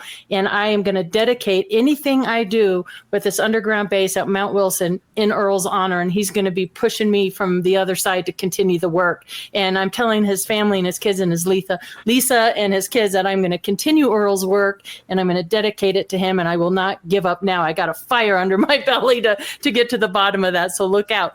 But the time, so Dr. Leo Sprinkle was a dear friend and a hypnotherapist, and now Earl Grey Anderson, these two are like angels. And what it is, and what I can pinpoint now is they gave their time.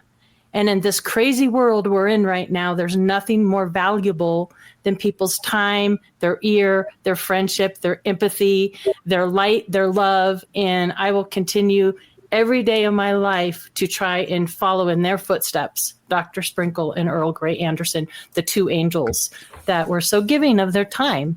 And that's what this world is missing right now.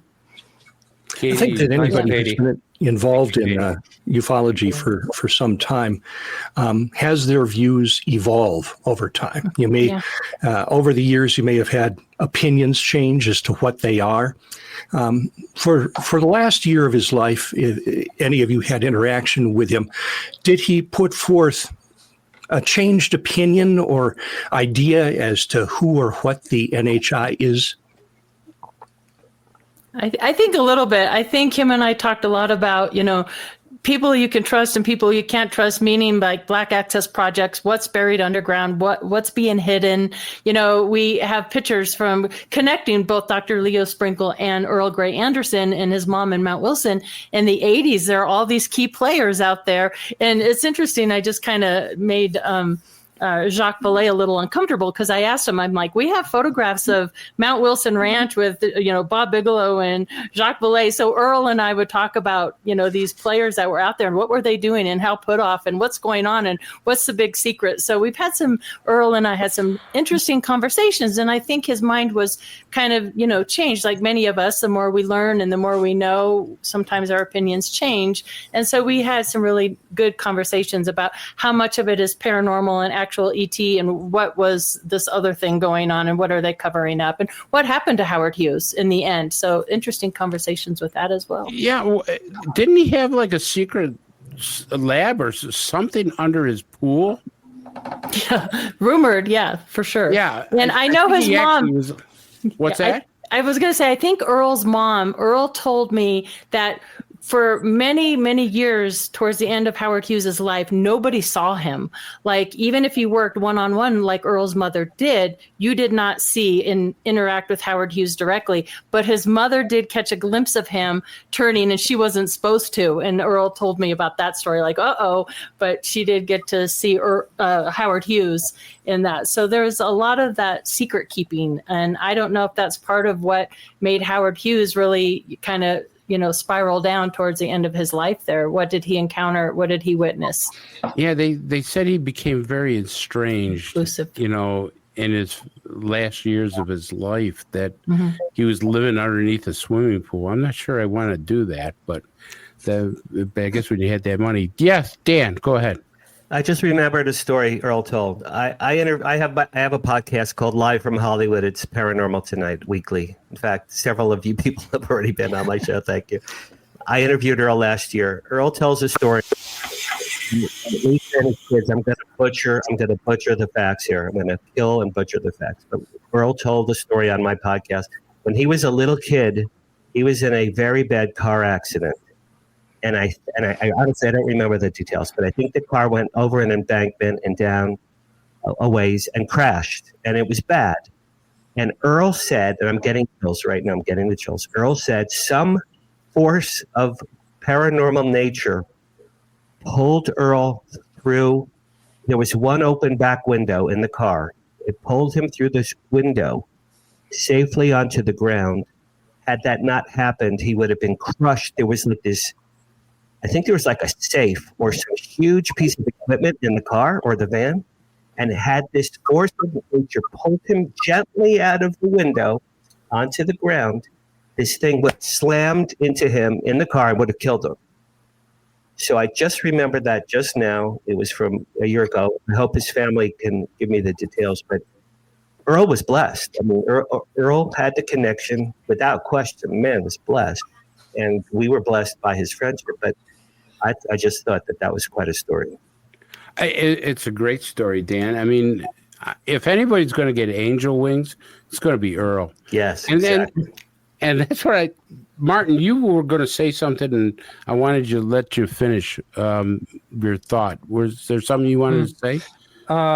No, but I did. I think it was Dan may have said this, that Earl called him and said, I got a book to write.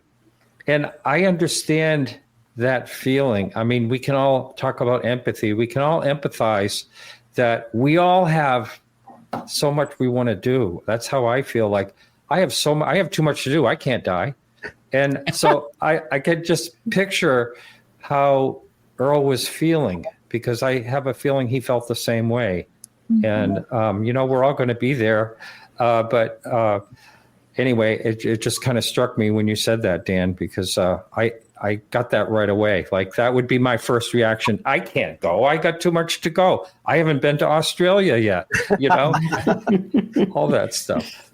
And the funny thing is that Earl never, I mean, possibly in his last time in life, he might have put out there, but I've watched him walk in with a cane and a walker and stuff. Never said a word that he was in pain. Never said a word that he was ill. He never did. That was the most amazing thing. I'd be sitting there telling him at the bar, "Oh my God, my hip's killing me, my knee's killing me." And you're not even Chris. You're not even Jewish. Chris, you're not even Jewish, and you would have been. Yeah, I know. And boy, you should hear my mother. Oh, my back, my ass, my boobs. You should hear Jewish people and stuff. But I mean, nothing ever came out of Earl. I mean, I'm sitting there telling him, "Oh my God, I'm a walking specimen for an orthopedic surgeon," and Earl is like, "Oh yeah, geez, I feel sorry for you, Chris," and he's the one that I should be saying, "Oh, Jesus, is there anything I could do for you?" and stuff. But I want to ask Kathleen something, because I think this is. I'm a very spiritual person, and I think a lot of people know that. You couldn't tell by my personality, but I am a very spiritual person. And Kathleen, I don't believe that when you pass away, you're just gone. I mean, I think that you're become more whole with the universe, or there's another thing after we pass on. Can you tell us a little bit about that? Because we had that discussion before. Yes, I can. I was a past life regressionist, and I've had a long time interest in this topic. And passing on from what I personally have experienced with people who have passed, who have come to me, and many have, they hang around for maybe 3 days. And you might hear their voice, you might smell their scent, they might appear to you as an orb. Stan Friedman appeared to me as an orb. There was a little tiny orb under my covers the other night, and I was turning over and I saw this little light down there, and I was going, "Oh, that must be a light shining in from the outside." And then I checked, and no, it wasn't. And so I'm still wondering if that was Earl who was down there. I don't know. It was the craziest thing. But, your consciousness survives the death of the physical body. Your soul survives that death. Now, you can decide that you want to be earthbound. If you feel that you have not completed your mission here, you might not move on. You might make that decision to stay. Or then you might make the decision to go to the light, that's what most people would say, but to move on beyond the physical body onto the place where you will go, where you will initially meet your family, and then you'll move on to your soul group, and then you will go through a pure process of learning. And if you want to come back eventually, you'll have that opportunity to come back. But if you don't, you don't have to. There's always a lesson. You've all heard about karma, the karmic lesson of what you learned in this life, and did you succeed? Did you overcome some kind of karmic debt from your past life? Because every life is a learning experience. And when you're having these discussions, when you're in the higher realms with your soul groups, then you keep no secrets. Everyone knows in your group everything about you. Here we can keep secrets. There you cannot.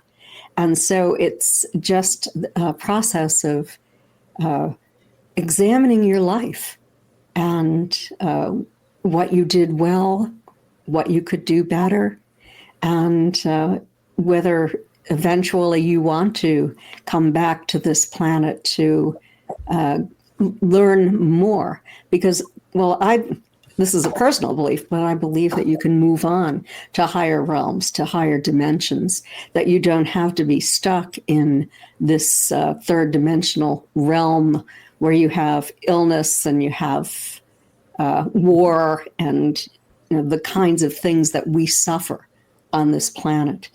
But that's the understanding that I've come to after many years of research and experience and investigation, experimentation with this kind of thing. Sev, did you want to add on to that? Regarding Earl's belief system? No, in regards to we just don't dissipate. We still become part of going on. Yeah. Well, energy doesn't die. It might transform, but it keeps on going. And we'd like to think that Earl will come back. And actually, Kathy and I were having this discussion last week about maybe people coming in as walk-ins. And so who knows? Earl will come into as a walk-in to somebody and continue his work. That'd be fantastic. That's great. We have another recording that I want to play. Bob Spearing couldn't be with us tonight, but he did have a recording. Bill, could you play Bob Spearing's recording? Hi, everybody. My name is Bob Spearing, and I'm honored to get a couple of minutes to talk about our good friend Earl Grey Anderson that we lost this week. With condolences to his family. I know they loved him very much, and we did too at MUFON. There's some things that I had some great stories about Earl, and I can tell you some things that Earl did for MUFON over the years that nobody really knows about. He was very, very involved with our symposium team. He was constantly giving suggestions to Marketa Klimova, our symposium director, and she always used those suggestions because they were excellent. He would be involved with the Friday afternoon presentations, the experiencer workshops on Saturday and Sunday, and the ERT cases of interest presentation on Sunday. So he did a lot of stuff other than investigating and being the Southern State Director for MUFON in California. I have three stories that I always remember him telling me, and I don't want him to be lost to time, so I figured that this is a great opportunity to tell people. 4 or 5 symposiums ago, I was sitting in the lobby with him at the hotel, and he told me about his mom's work at a secret U.S. military base that was about 18 levels down below the surface of the earth in the southwestern United States. And he told me one thing that I thought was fascinating and funny at the same time. And he says, "Can you believe it, Bob?" He said that his mother said she'd get off the elevator 18 floors down under the ground at this facility, and they had a McDonald's. And that just blew my mind that, McDonald's had a restaurant at a secret U.S. military site deep under the earth. Another thing that Earl and I used to talk about were portals.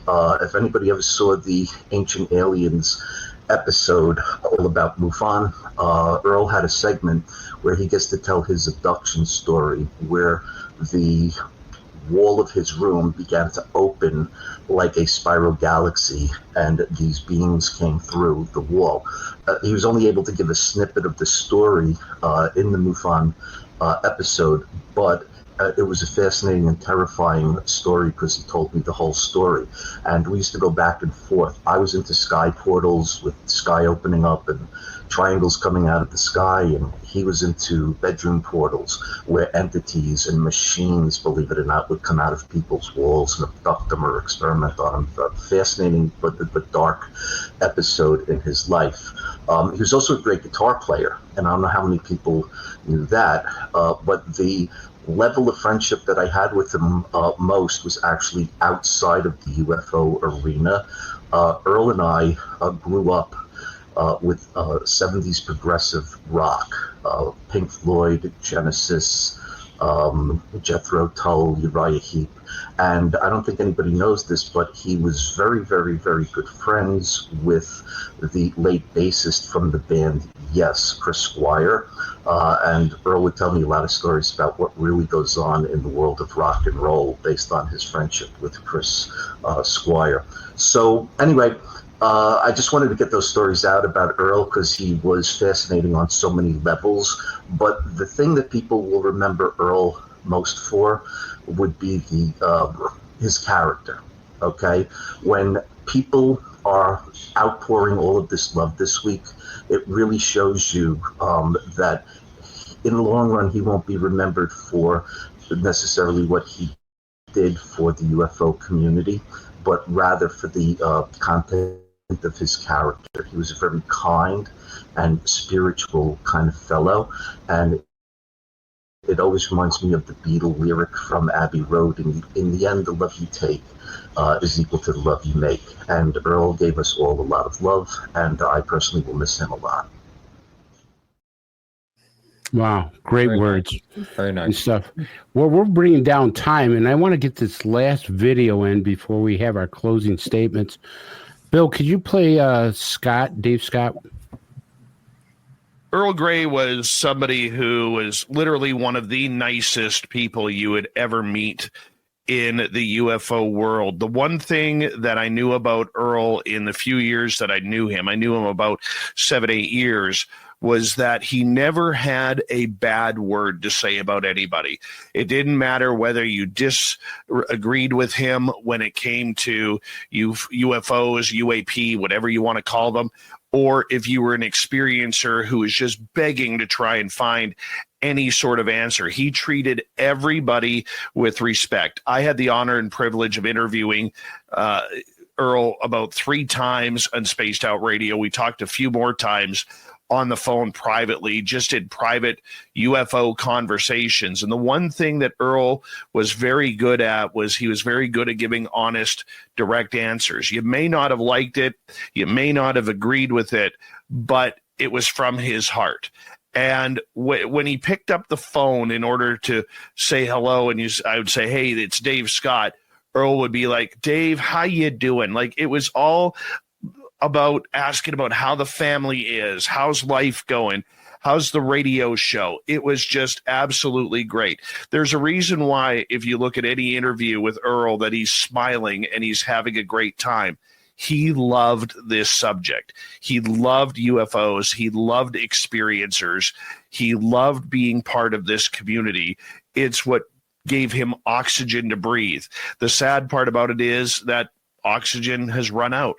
And unfortunately, that evil killer called cancer has claimed his life, but his spirit is still there. And Earl gave us a lot, whether it was bringing out major reports on UFOs and alien abductions and contact, or whether it was just being a decent human being. I loved the man. And, you know, when I would go to UFO conferences and we would talk about Earl Grey, I never heard anybody have anything bad to say about him. It would be like, oh, you know Earl? Yeah, I know Earl. And it was like you'd get into this conversation about what a great human being he was. There are very few people in this world, let alone the UFO world, that you could actually have that type of interaction with where everybody absolutely loves you. And that was Earl Grey. He did his best. He tried his hardest. And personally, I think he made a difference. Wow. So we're just about out of time, but what I'd like to do is I'd like to go around to everybody here, their final thoughts. And I'll start with Sev. Oh, thank you. Your final thoughts. Yeah. Basically, it is all about the energy that you give out, because ultimately he's affected this planet and the galaxies and far beyond just by radiating the love that he had, and that affects each and every single one of us forever. It does. Thank you, Sev, and thank you for being here tonight. Paul, your final thoughts. I said it before, and only thing I can think of to say is that Earl was my friend. God bless you. Thank you for that. Kathleen. Earl was a blessing in my life. I'm so happy to have had the opportunity to know such a kind and compassionate man with such a level of knowledge and just love for everyone and everything. He was incredible. Thank you. Martin. Well, I couldn't help but smile every time I faced Earl. You know, every time I was face to face with him because of his contagious smile. And, you know, we've lost a lot of people in the UFO community in the last few years. This one really hit hard. It did.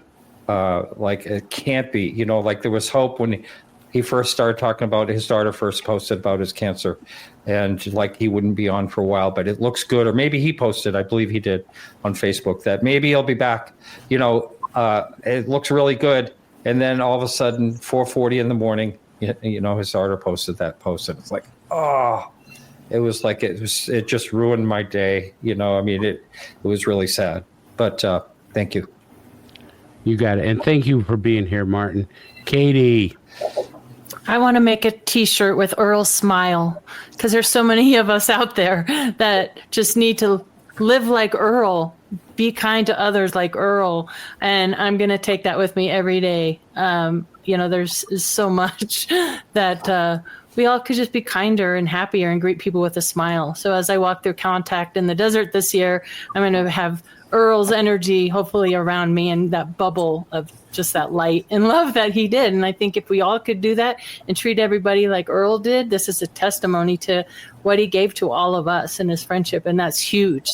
That's the best you can do in this world. So carry Earl in your heart. So thank you for that. Thank you very much, Katie. George. Earl, I'm very sad that you're gone, but I'm very glad that I knew you. Thank you very much for that, George. And Dan?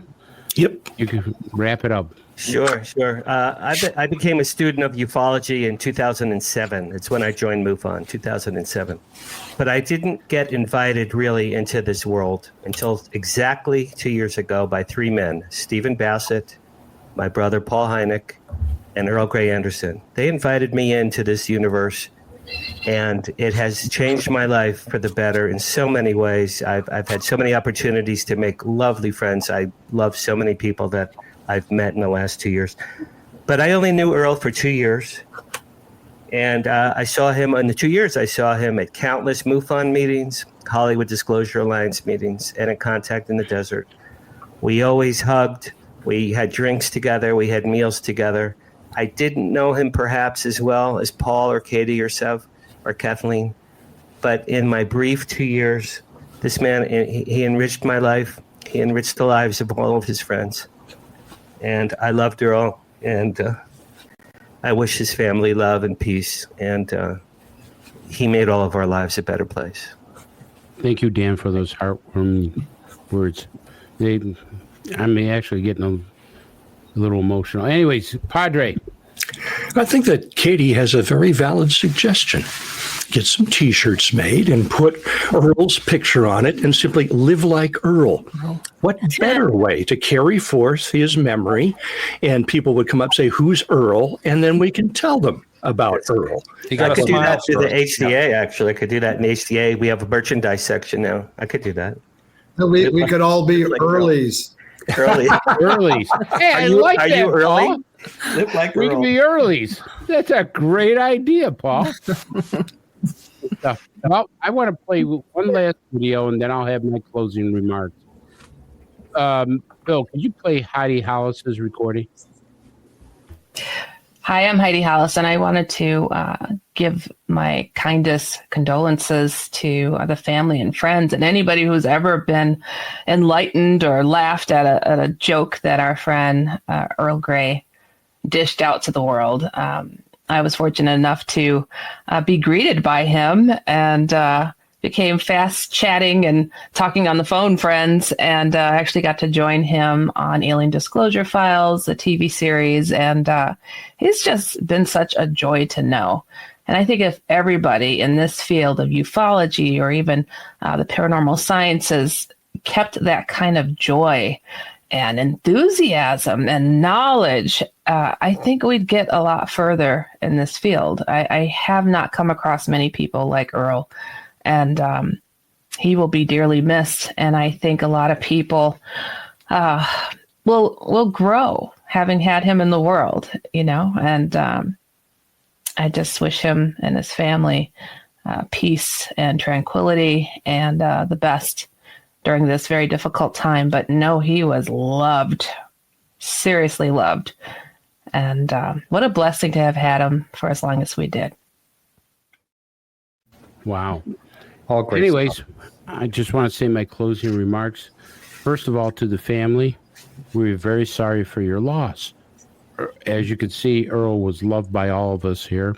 He was a kind, compassionate, and gentleman as far as the eye could see. He was an amazing person. He was a person that we all loved. And, there won't be another Earl around for a long, long time. And the world's a little less different without Earl in it, because we all miss him, but we have his memory, and he was such a true believer, and we all believed in him, because everything that he said to us, everything he meant to us, it really touched all of our hearts. And so with that, I thank the greatest audience in the world for sharing tonight with us to the celebration of Earl's life and his passing, and just keep his family and him in your hearts. And we're going to finish with Earl's tribute. I think that's there, Bill, and we'll say goodnight after that. Earl, welcome. Hi there. How are you doing, Marden? It's good to see you, buddy. Yeah, good to see you. I really enjoyed hanging out with you and your talks that you did in Texas. I thought you did a wonderful presentation, and I had so much fun. I enjoyed myself, that's for sure. And I got to tell you, you are really loved by the UFO community. I could really see that by the reactions of people around you, and they really, really look up to you, and you're really highly respected, and you could really tell that. And you got that smile. I like that smile. You always have that smile. But thank you. And you're also. I love what I do. Yeah, that's good. And I'm also going to talk about you're a musician and a nice one. And at the end of this show, with the very tail end, I got a sample of your clip. It's a partial song that I had to shorten it up a bit. But so thank you so much, Earl. Thank you, Marden. All right, and we'll be talking soon. Take care.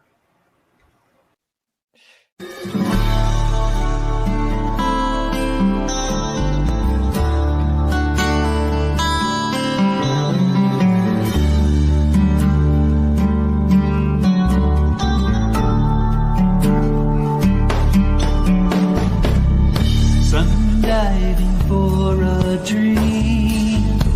Scintillas in the street.